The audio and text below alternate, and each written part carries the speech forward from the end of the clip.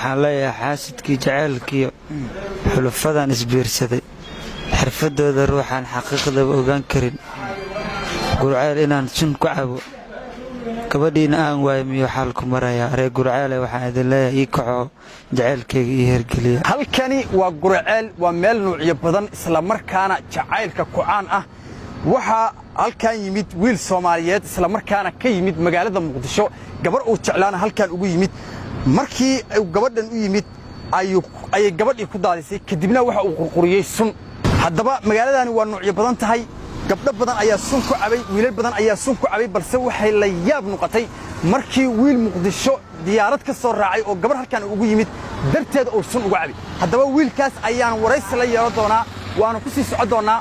isla socod wanaagsan bartaan oo ah barta uu ku xanuunsanayo wiilka sunta cabay ayaan haddeertan u sii socdaa isla markaana waxaanu la yeelan doonaa waraysi sababta uu sunta u cabay isla markaasi gabadha uu sunta u cabay markaan ayaan gudaha ugu soo galay xasan malabsido oo isla markaasi xanuunkiisu haddeertan uu roon yahay isla markaana daawadii ka soo bogsanaya maadaama ay dhaqaatiirtu ay la tacaaleen marka waxaanu ka waraysan doonaa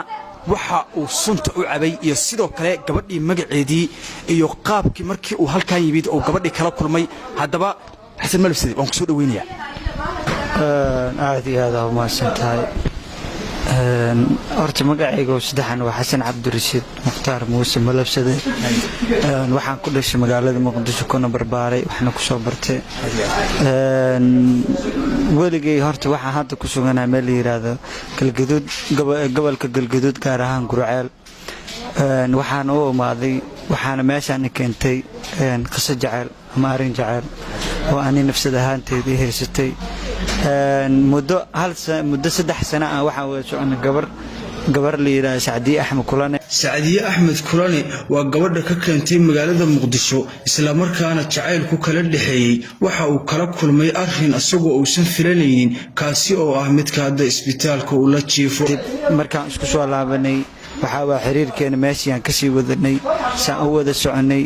ugu dambeyn waxa go'aan ku gaaray inaan imaado gobolka maadaama aysan imaan karin oo aniga aan ka fududahay inaan gobolka ugu imaado kadib aan familkeeda la hadlo oo aan macnaha aan gabadha meesha aan ka soo wato oo aan nolosheeda meesha aan ku dhistaan meeshaan u imaaday muddo 3 maalin ka hor aan laboorkan waxa ka soo degay gurceel aan Muqdisho ka soo ambabaxay marka meeshaan imaaday aan gabadhii waxa waay aan kulannay hotel aan ku kulannay waan sheekaysanay waxba isla meel dhignay markaan wax isla meel dhignay aan wixii aan isku fahnay ilaahi amarkiis aan kala tagnay anigana xaafad meeshaan qofna kama aqaano anigana uma dhalan familkeygana ma digno rag dhalinyaro oo aan saaxiibadaya oo xamar aan isku garanayn oo social media iska naqaan ku soo degay markaan ku soo degay waxaan imaaday habeenada kamid ah aan subaxdii aan ku balansanayn inaan familkeeda u tagno ay message soo qortay oo message-ka oo waxa waa dadkana way arki karaan waxay ugu tiri maxaa la yiraahdaa ani adiga nolol ma wada wadaagi karno ama familkeyga qof oo reer Muqdisho nolol lama wadaagaysid camal ay ugu yiraahdeen waxa ay u soo qortay qoraal dheer kaasi ay ugu sheegaysay in uusan u qalminin qoraalkaasi aad ayuu uga argagaxay waxa ayna ku tiri aniga iima qalmatid aniga oo u dhixi kara wiil walaalkay ama ana adeerkay nin shisheeyana ima qaado sidaas ay ku tiri Saadiyo kadibna halkaasi ayuu ka niyad jabay ugu tiri maxaa la yiraahdaa ani adiga nolol ma wada wadaagi karno markaas ragii dhalinyarada waxay u dheen magaaladan waxa xeerka ah in aad macnaha aad sun waxa jirteen aadan waxba saad effect zaid lahayn oo aadan noloshaada ku weynin oo intaas xooga oo maxaa la yiraahdaa aad waxyar aad dhici kartid waxaan aad ku dareemi kartid markii qoraalkaasi dheer ay u soo qortay Saadiye oo ay ku sheegaysa Xasan in ay sarrabinin ayay saaxiibadiisii kula taliyeen in ay tahay kaliya sababta uu ku heli karo Saadiye ama uu ku haran karo in uu sun cabo marka dhalinyaro aad halkan ku timid oo halkan aad ugu soo degtay isla markaana gabadha iyo aad waxaas kula ogaay markii gabadhii ay isla markaasi ku nacday ama ay ku tiriniyo nolol kula wadaagi maayo bay kugula taliyeen sunta intaasi kadib suntii marka ma iyaga ku keenay mise adiga soo gatay oo tagay meel lagu gado aniga suntii ayaga ay keeneen aniga ma aqaan meel lagu gado aan waxba liisiya caana ku darsada caana geel markaas aan cabay markaas aniga miiray ugu dambeysay anoo hadda inta jiifo muddo dhan 24 saac meeshan jiiftaa liigu dhahay marka gabadhii hadda markii aad sunta cabtay gabadhii ma ku maqashay oo gabadhii ma ka warqabtaa maadaama aad iyada darteed sunta u cabtay wallaahi kolley horta dhallinyaradii aniga welina waxba raggii igu dhowaa un garabkayga taagnaa oo isbitaalka ay keenay weli waxna maanan weydiisan qofka koowaada is aragno ama la kulmo oo aan isla sheekaysano waa adiga walaalkii waxaan ku weydiinaynaa magaaladan dad badan ayaa sun horay uga cabay wiilal iyo gabdho ayaa jacayl dartii sun u cabay adigu markii ay gabadhii aad jecleed aad meeshaan ugu timid dhallinyaradiina isla markaa ay kugula taliyeen inaad sun cabto suntuna halista ay leedahay ayaad og tahay aqligaagu ma dareemi waayo suntan iska daa maadaama aad meeshii dhallinyarana ay ugu timid familkaagiina uusan joognin laga yaabo inaad meeshii ku geeriyooto maxay ku dhacday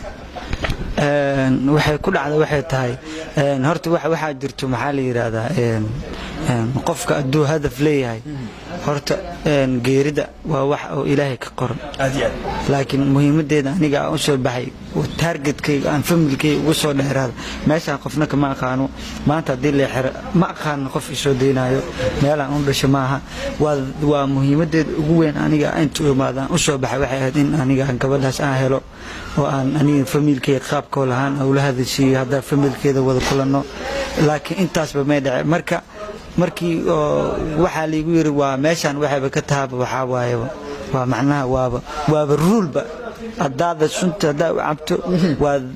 waa weyga ugu fududaa gabadha ku heli kartada lagu dhaha hadda marka ma gabadhaas weysaa of course nin dareen jacayl haya ahaa daas waayana sunta u cabay waa jacayl waalan haddaba waxaan rajaynaynaa in gabadhaasi uu helo wiilkaani isla markaani sunta halkaasi ku cabay ugu dambayntii waxa uu garab iyo gargaar weydiistay reer Guraceel waxauna ku soo afjiray gabay oo ku ammaanayo Sacdiyo isla markaana uu leeyahay Sacdiyo iga soo gaar waan ku jeclahay gabaygan oo sida tan u dhigmay raadino oo maadaama anagu aanan ka warqabin arrinkan hadda aan la kulannay markii aan ku nimidna aad waxyaabaha nooga sheekayday gabadhii waan raadi doonaa insha Allah waxaan rajaynaynaa inaan gabadhaasi aad maadaama ay dartii aad sun u cabtay isla markaana aad rajaynayso inaad hesho anaguna ka shaqeynayso aad u heleed waa maasantiin waxaan leeyahay xaasidkii jacaylkiiyo xulufadan isbiirsaday xirfadooda ruuxaan xaqiiqdaba ogaan karin Guraceel inaan sun ku cabo gabadhiina aan waay miyo xaalku maraya reer Guraceel waxaan idin leeyahay ii kaco jacaylkayga ii hergeliya